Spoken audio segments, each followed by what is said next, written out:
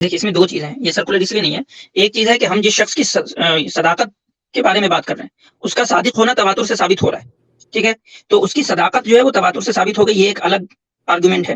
دوسرا آرگومنٹ ہے کہ اب ہم یہ نہیں کہہ رہے کہ تواتر جو ہے وہ اس کے صدق پہ مبنی ہے، بلکہ تواتر ایک الگ فیکلٹی ہے اور اس کا صادق ہونا ایک اور اس سے جو خبریں آ رہی ہے وہ ایک الگ فیکلٹی ہے. تو اس وجہ سے جو ہے وہ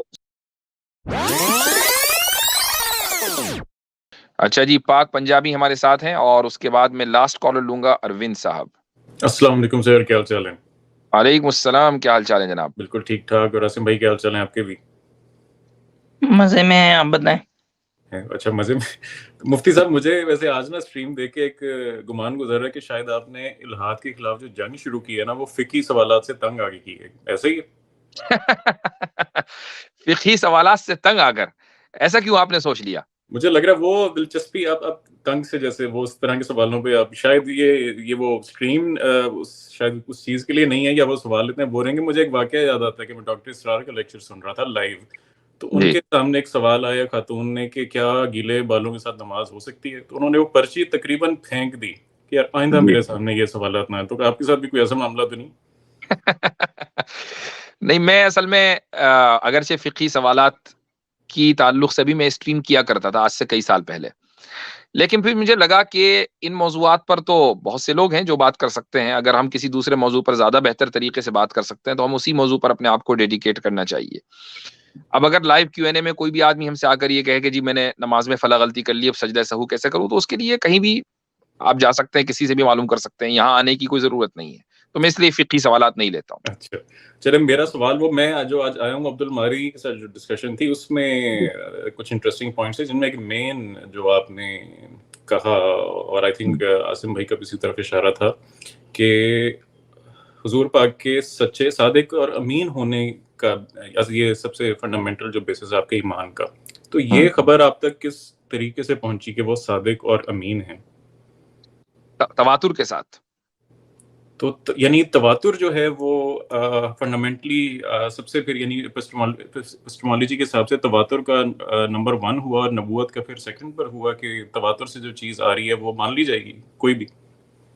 نہیں، تواتر سے جو چیز آ رہی ہے اس کا عقلی نہیں بلکہ نقلی ہونا ضروری ہے، جبھی وہ متواتر بنتی ہے. یعنی اصول فقہ کے اندر باضابطہ اس کا باقاعدہ اس کا ضابطہ موجود ہے. میں اس کی ایک مثال دیتا ہوں آپ کو تو تھوڑا سا بہتر سمجھا پاؤں گا. آسٹریلیا میں جو ایبریجنلز ہیں ان کے یہاں ان کی جو ثقافت ہے وہ 10-10 ہزار سال پرانی ہے، شاید آپ واقف بھی ہوں اس سے. اور ان کے یہاں کہانیاں ہیں اور عجیب و غریب کہانیاں ہیں، اور یہ کہانی ان کے یہاں تواتر کے ساتھ نسل در نسل چلی آ رہی ہیں. اب جا کر وہ کتابوں میں لکھی جانے لگی، ورنہ وہ یاد کی جاتی تھی.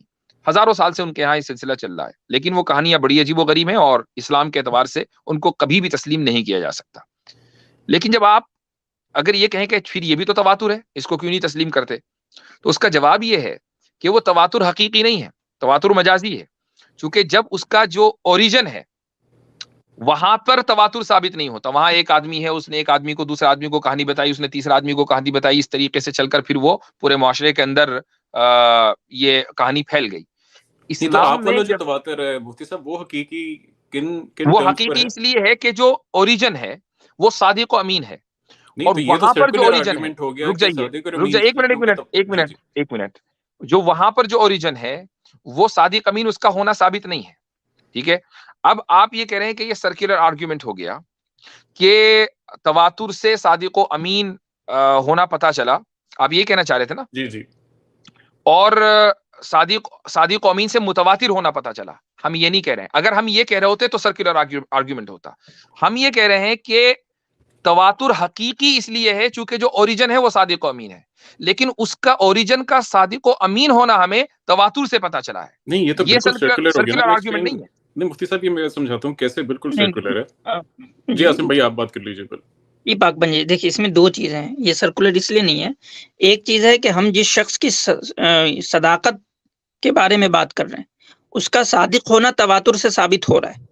ٹھیک ہے، تو اس کی صداقت جو ہے وہ تواتر سے ثابت ہو گئی، یہ ایک الگ آرگومنٹ ہے. دوسرا آرگومنٹ ہے کہ ہم یہ نہیں کہہ رہے کہ تواتر جو ہے وہ اس کے صدق پہ مبنی ہے، بلکہ تواتر ایک الگ فیکلٹی ہے اور اس کا صادق ہونا ایک اور اس سے جو خبریں آ رہی ہے وہ ایک الگ فیکلٹی ہے. تو اس وجہ سے جو ہے وہ سرکولر قاسم آرگومنٹ. بھائی بالکل آئی تھنک آپ کنفیوز کریں. دیکھیں میں نے فنڈامنٹل کویشچن پوچھا کہ صادق اور امین ان کا ہونا کیسے آپ کی طرف یہ انفارمیشن کیسے پہنچی. آپ نے کہا تواتر سے. پھر میں نے کہا یہ تواتر ورسز کوئی اور تواتر جو ہے اس والے کو حقیقی کیسے مانا جائے. آپ نے کہا کیونکہ وہ صادق اور امین تھے. تو اس سے زیادہ سرکل تو میں ہاتھ سے ڈرا کروں وہ بھی سرکل نہیں ہوگا. نہیں آپ اس کو سمجھ نہیں رہے نا.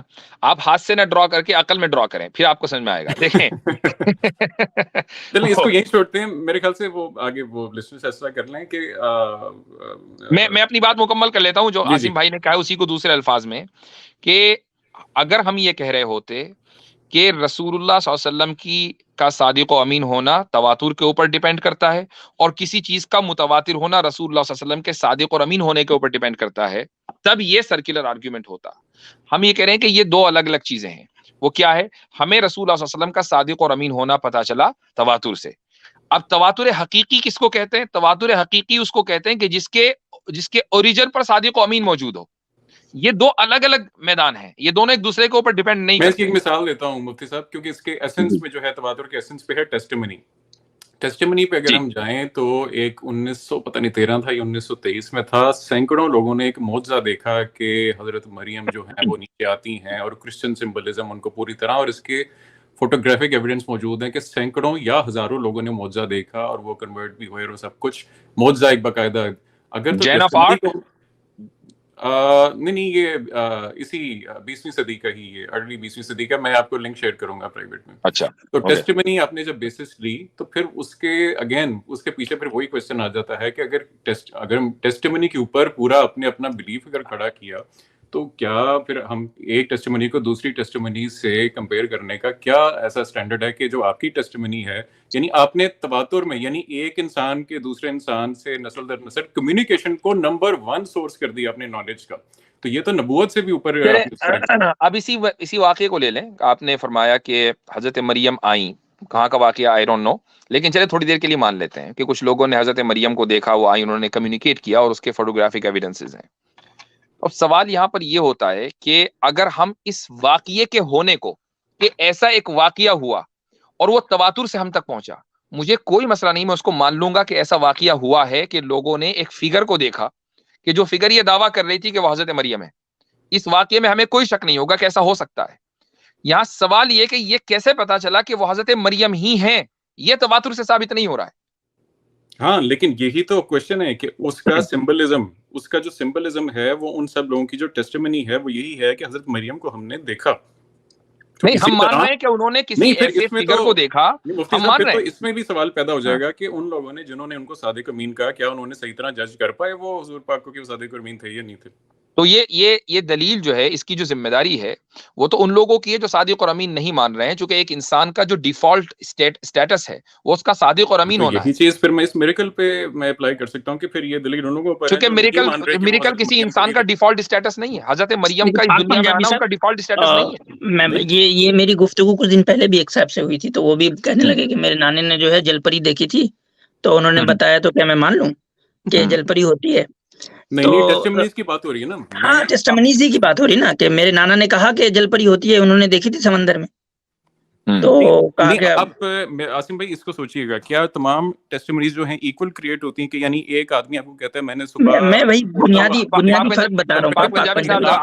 عاصم بھائی کو جواب دینے دیں. جی میں بنیادی فرق بتا رہا ہوں کہ ہم یہ نہیں کہتے کہ انہوں نے جو ہے کچھ دیکھا نہیں.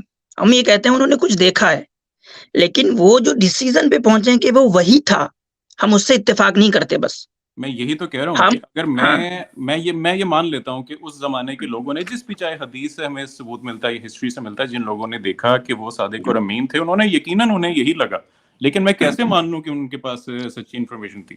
اس کی وجہ ہم نے بتائی ہے کہ ایک انسان کا صادق اور امین ہونا اس کا ڈیفالٹ اسٹیٹس ہے جبکہ حضرت مریم کا معجزاتی طور پر اس دنیا میں آنا ڈیفالٹ اسٹیٹس نہیں ہے. کیا ہر ایک انسان صادق اور امین ہونا کسی صادق و امین ہونا ڈیفالٹ اس طریقے سے ہے کہ آپ کسی انسان کے سچا ہونے کو ثابت نہیں کرتے اس کے جھوٹا ہونے کو ثابت کرتے ہیں. مجھے بتائیے کہ کیا مجھے دلیل دینی پڑے گی کہ میں سچا ہوں؟ نہیں سچا ہونے کے لیے آپ کو نیگیشن، سوری میرا موبائل ایک سائڈ پہ گر گیا، سچا ہونے کے لیے آپ کو اس چیز کی نیگیشن کرنا پڑتی ہے کہ اس شخص نے کبھی جھوٹ بولا یا اس نے کبھی خیانت کی. جی نہیں. اگر آپ کورٹ میں بھی چلے جائیں تو آپ کو سامنے والے کو جھوٹا ثابت کرنا پڑتا ہے، سچے کو اپنا سچا ہونا ثابت نہیں کرنا پڑتا، وہ تو خاموش کھڑا رہتا ہے. مفتی صاحب وہ ایکسکلوژن، جیسے کوئی ایک پرٹیکولر کرمنل اگر کیس ہے اس میں اگر کوئی ایک آدمی لے کے جا، وہ آپ انوسینس کی بات کریں، وہ سچ جھوٹ کا معاملہ نہیں ہے، وہ ہے نہیں کہ سچ، یہ اس کا تعلق سچ اور جھوٹ سے بھی ہے. ظاہر ہے کہ انوسینس آپ کس بنیاد پر طے کرتے ہیں؟ دعوے کی سچائی اور جھوٹے ہونے پر. اب میں اگر آپ مجھ سے بات کر رہے ہیں اور میں آپ سے یہ کہوں کہ بھائی پاک پنجابی صاحب آپ بہت سچے آدمی ہیں، آپ مجھ سے پلٹ کر دلیل نہیں مانگیں گے. نہیں میں تو نہیں مانتا، پہلے دلیل دو کہ میں سچا ہوں. لیکن اگر میں آپ سے یہ سچا کہوں، ہونا نہیں لیکن اس میں فرق ہے. رک جائیے، اگر میں آپ سے یہ کہوں کہ پاک پنجابی صاحب آپ جھوٹ بول رہے ہیں، آپ پلٹ کر مجھ سے فوراً پوچھیں گے کہ کیوں، کیا دلیل ہے اس بات کی، تو اس کا مطلب جھوٹ ثابت کیا جاتا ہے، سچ ثابت نہیں کیا جاتا. نہیں میں اس کو ابھی آپ کو بتاتا ہوں. ایک جب انسان کو کہا جاتا ہے نا یہ سچا آدمی ہے، اور یعنی اس کے سچ کی بیسس پر جب ایک ہم پورا دین کھڑا کر رہے ہیں، اس سے میننگ یہ لیا جا رہا ہے کہ اس آدمی نے کبھی جھوٹ نہیں بولا. کیا اس کی ایسی انٹرپریٹیشن بھی ہو سکتی ہے کہ حضور پاک نے زیادہ تر سچ بولا اور کبھی کبھی مطلب جھوٹ؟ نہیں. اس کا مطلب ایک دعویٰ یہ ہے کہ انہوں نے ہمیشہ سچ بولا، یہی ہے نا؟ جو بالکل ہمیشہ سچ بولا، اس کا مطلب ہے ہمیشہ کہ ایماندار نیگیشن ہے اس چیز کی کہ انہوں نے کبھی جھوٹ نہیں بولا. جی بالکل اس کا نیگیشن ہے. اب آپ کو یہ پروف کرنا ہوگا انہوں نے جھوٹ بولا. اگر آپ یہ ثابت کر دیں گے انہوں نے جھوٹ بولا تو یہ ہمارا جو نیگیشن ہے کہ انہوں نے کبھی جھوٹ نہیں بولا وہ جو ہے رد ہو جائے گا. اسی پر میں آنے لگا. جی سن لیجیے گا، اسی پر میں آنے لگا تھا کہ اس لیے جن لوگوں نے ٹیسٹیمنی دی کہ وہ صادق اور امین تھے، ان کے پاس کمپلیٹ انفارمیشن میں کیسے مان لوں؟ جس طرح آپ یہ نہیں مان رہے کہ ابھی یہ جو 20ویں صدی میں جو معجزہ جو لوگوں نے، ہزاروں لوگوں نے دیکھا، آپ کہہ رہے ہیں کہ یار ٹھیک ہے وہ کہہ رہے ہیں انہوں نے دیکھا، مگر ہم کیسے تسلیم کرنے کہ انہوں نے وہی دیکھا؟ یہی سیم پرنسپل ادھر، یعنی ٹیسٹیمنی کی اس کا سینٹرل پوائنٹ کیا ہے کہ آپ نے ٹیسٹیمنی کی بیسس پر کہ یار یہ تواتر سے اگر بعض لوگ کہہ رہے ہیں تو ٹھیک ہی کہہ رہے ہوں گے، اس کی بیسس پر پورا دین کھڑا کرنا، میرے خیال سے یہ ری اسیسمنٹ کی ضرورت ہے اس کانسیپٹ کی. نہیں پاک پنجابی سے میں تھوڑا آپ کو اور کلیئر کرتا ہوں. یہ پورا کیسے انہوں نے سب سے پہلے دعویٰ کیا نبی ہونے کا، ٹھیک ہے، اور ان کی نبوت کو مانا گیا ان کی سچائی کے بنیاد پہ. تو اب جب ایک الگ ادارہ ہے، نبوت جو ہے نا پورا ایک الگ ادارہ ہے، اس کو آپ ایک عام آدمی کے نالج سے نہیں کر سکتے. تو اب جتنے بھی غیب کی خبریں آ رہی ہیں وہ نبوت کا ہی ادارہ ہے، اور اس کو کوئی دوسرا انسان جو ہے صرف اور صرف ٹیسٹمنی ہی کی بنیاد پہ طے کر سکتا ہے. آپ جو بتا رہے ہیں کہ فلانے آدمی نے ایک معجزہ دیکھا، کیا وہ نبوت کے ادارے سے دیکھا ہے وہ معجزہ؟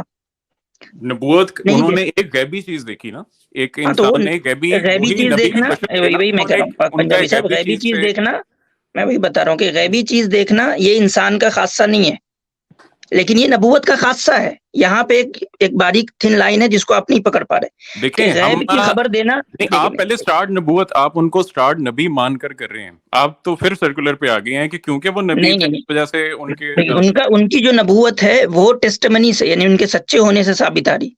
اب اس کے بعد جو وہ خبر دے رہے ہیں وہ اپنی نبوت کے ادارے کے تحت دے رہے ہیں، اس لیے ہم اس کو جو ہے مان رہے ہیں. تو الگ الگ چیزیں ہیں. میں سمجھ رہا ہوں کہ تھوڑی ڈیفیکلٹی ہو رہی ہے کیونکہ باریک لائن ہے، جو تھن لائن ہے جس کی وجہ سے آپ کو بہت کلیئر سرکلز ہیں. لیکن چلیں میں یہی آئی تھنک کنکلوڈ کرتے ہیں. میں آپ دونوں سے ہمیشہ گفتگو کر کے اچھا لگتا ہے، اور عاصم بھائی سے بھی اور مفتی صاحب سے بھی. آئی تھنک آج ٹاپک اور ہے، ورنہ مفتی صاحب کیا آپ الاؤ کریں گے کوشچن؟ وہ نسخ پھر بھی میرے کچھ سوالات ہیں، اگر آپ کہتے ہیں تو نیکسٹ ٹائم کر لیں گے. اگلی مرتبہ آ جائیں، میں انشاءاللہ اتوار کو بھی آؤں گا لائیو. تو آج میں بس لاگ آف کروں گا. اور جی ہاں، ایک لاسٹ کالر ہے اروند، کافی دیر سے ہیں، تو میں ان کو لے لیتا ہوں، پھر اس کے بعد لاگ آف کروں گا. بہت شکریہ مفتی صاحب. اور میں سب کے سامنے داد دوں گا کہ یہ وہ واحد سٹریم ہے اسلامک اپولوجیٹکس کی جہاں ہر سوال الاؤڈ ہے بلیسمی کے علاوہ. تو یہ کرج جو ہے یہ صرف آپ نہیں ہے. بہت شکریہ. شکریہ.